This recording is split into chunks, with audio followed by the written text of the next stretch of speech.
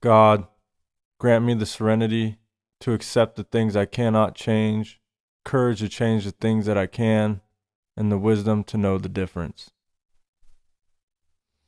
All right, welcome back, guys. Today we're going to talk about the acronym HALT, H-A-L-T.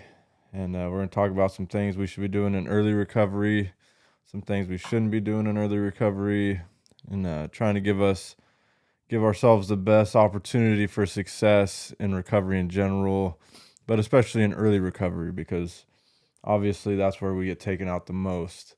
The acronym HALT stands for hungry, angry, lonely, and tired.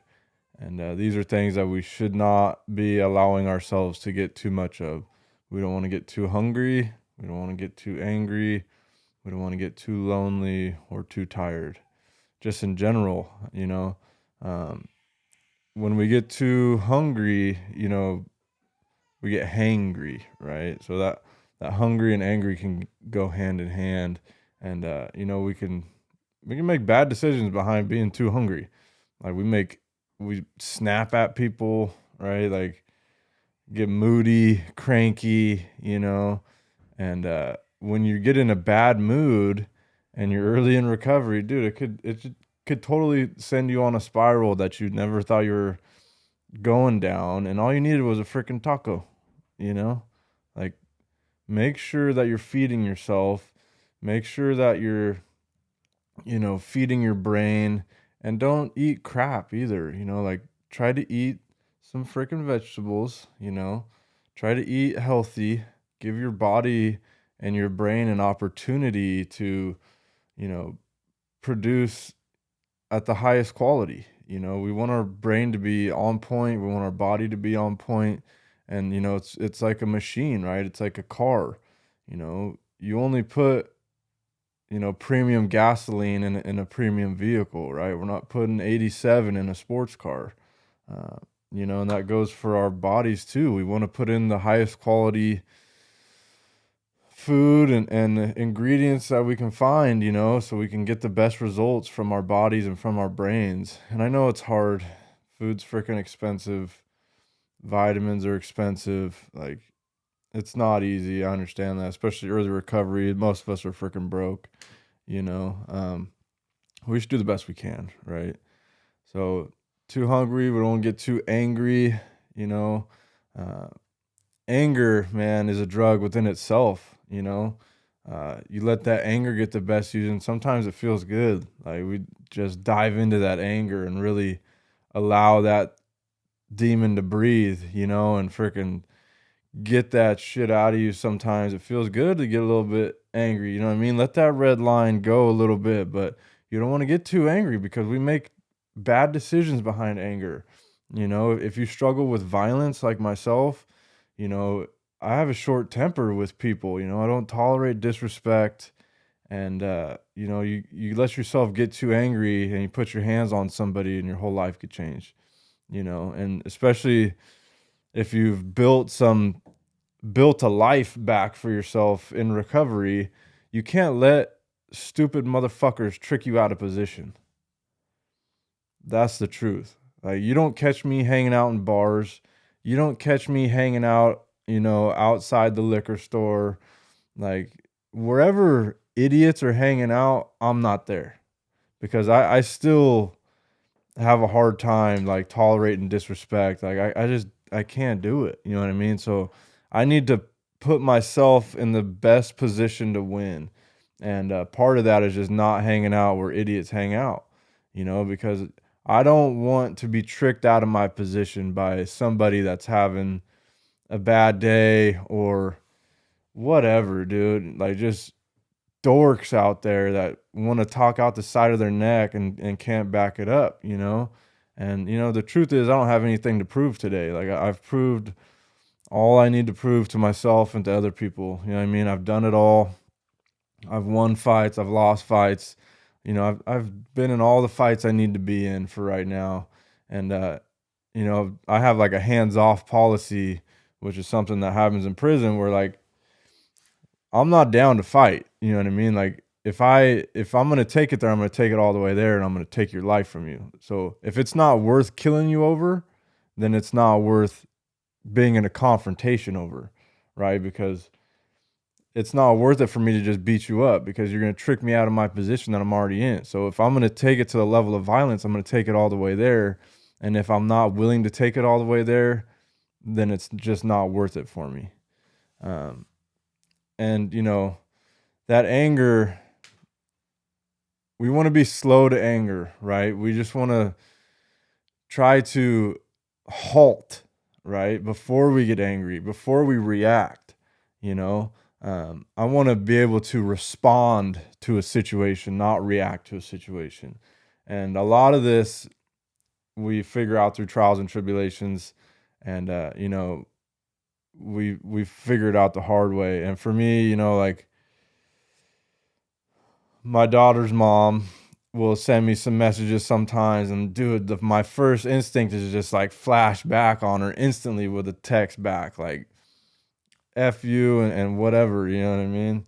And not just her, but other people too. Like when I react to situations in anger, I typically regret it. I almost always regret it, Whereas if I could halt and take a step back and process the way that I'm feeling and take a second to breathe and to calm myself down and then respond to the situation, I always come back to the table with a clear head and like a thought out response rather than an angry quick reaction where I'm always going to regret the things that I said, and like not even just regret the things that I said, but like just regret not coming with a more level head to the situation, like letting somebody get me angry too, like I don't want people to be able to trick me out of my position, dude. Like I'm a very calm person, and I don't want people to be able to disturb my peace anymore. You know what I mean? And even if they do, I don't want them to know that they did, right? So I try to halt and sit there and collect my thoughts before I respond in anger. Um, the L in the acronym is loneliness. And this is a big one for everybody, but especially in recovery and early recovery, we isolate ourselves. I just had, one of my best friends just relapsed, and he started with isolation. He separated himself from the pack, from the group, from the fellowship, and wasn't talking about the way he was feeling, and wasn't talking about, the ideas that he had about the future and what he should be doing, what he shouldn't be doing. And, I did get that stuff out of him, and I was like, who are you talking to about these things, And he was like, nobody, like, you're the only one I actually talked to. I'm like, yeah, well, you haven't talked to me about it, you know? And we're our own worst enemies, especially in early sobriety. Like, our best thinking gets us into trouble. Like, we go into crazy places with our own best thinking and judgment.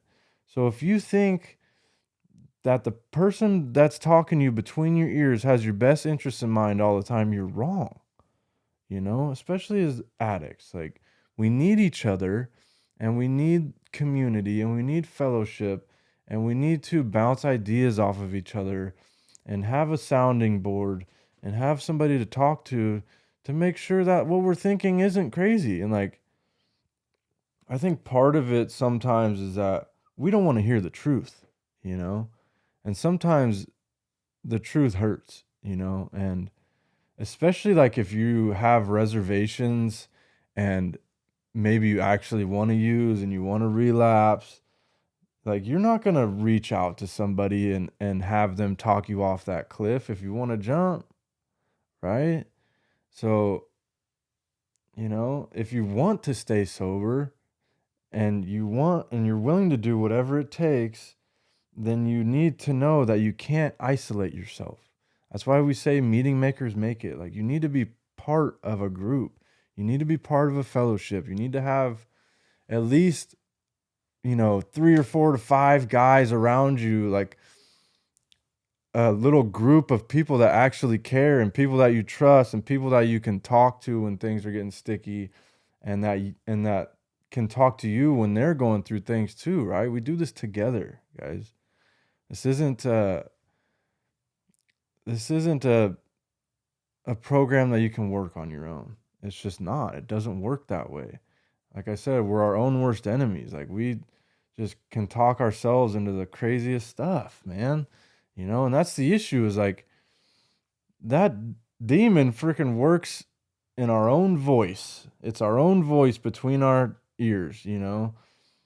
That addiction talks to us in our own voice, and rationalizes behavior, and rationalizes thoughts that are just not rational, you know?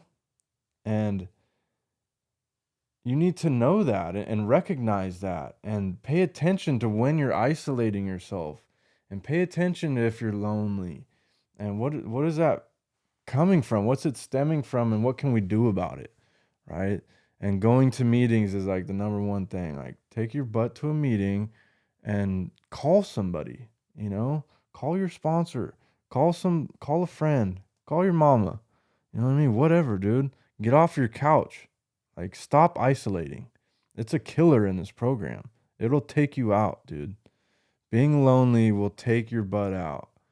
Especially like if you're going through a breakup or whatever. Like, if you're lonely because of a relationship, it's probably the number one killer of sobrieties.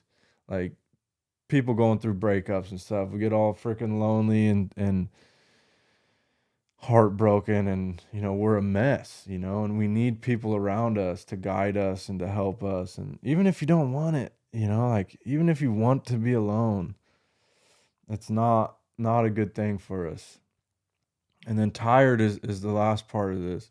And you don't want to overwork yourself, especially when you're early in sobriety. You don't want to overdo it. Take it easy, give yourself a break. Like, don't don't work 7 days a week. Don't work 12-hour days 7 days a week, because you need to get a car, because you need to get some housing. Like, don't stay up too late. Don't overdo anything, right? We're trying to find some balance in our lives, and it's a huge deal, especially early in recovery, but just in general. We're trying to have some balance, right? We're trying to get sleep, we're trying to eat right, we're trying to, you know, work and have free time. We're trying to exercise but not overdo it. We're trying to work but not overdo it. You know, Relationships, you don't want to overdo them. You know what I mean? Anything, right? Anything, too much of anything becomes a problem, you know? So trying to have some balance. Don't wear yourself out in this program.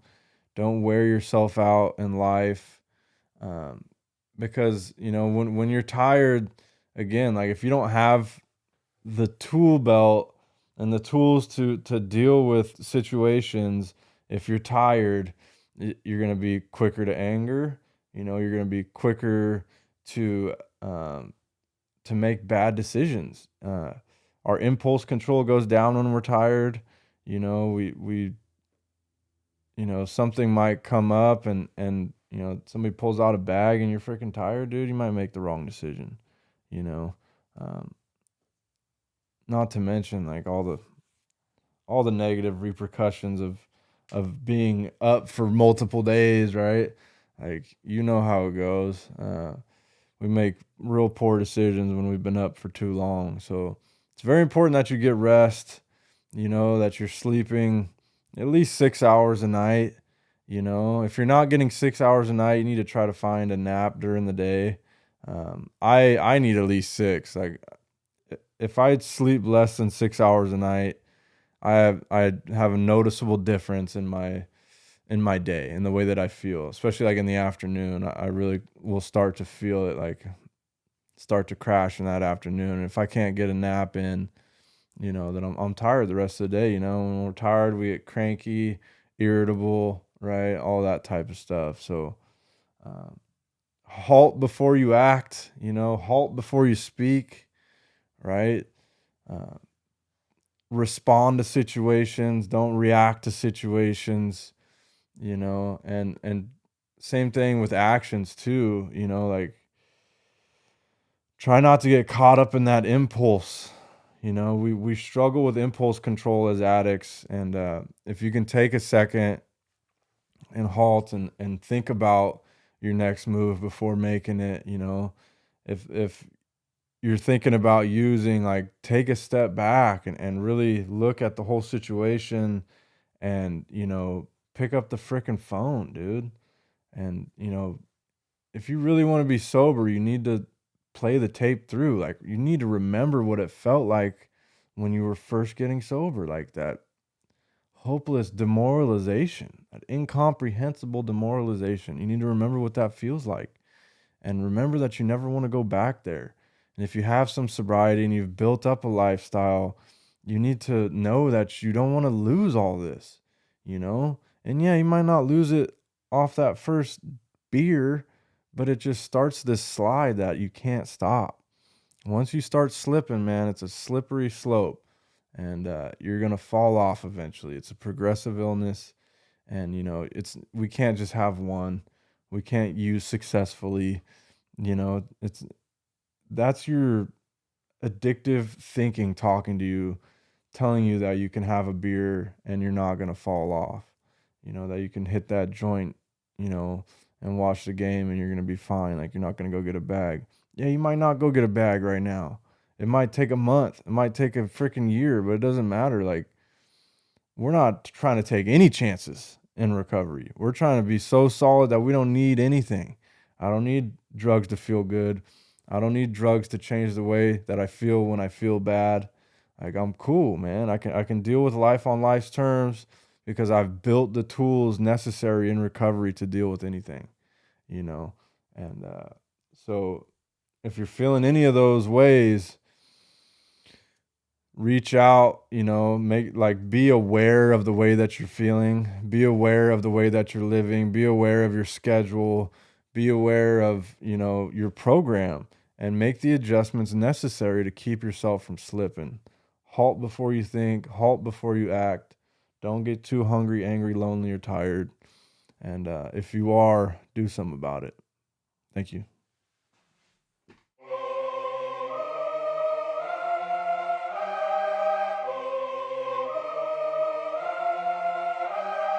Victorious we became, but never forgot where we came from. Life or death, not a game. We came to change the lane. Recovery addicts, that's the name. Give yourself a break, just one day at a time. You were born to shine, so live and let love be forever. My sister, my brother, don't give in. Please remember, the lie is dead. We do recover. Welcome home.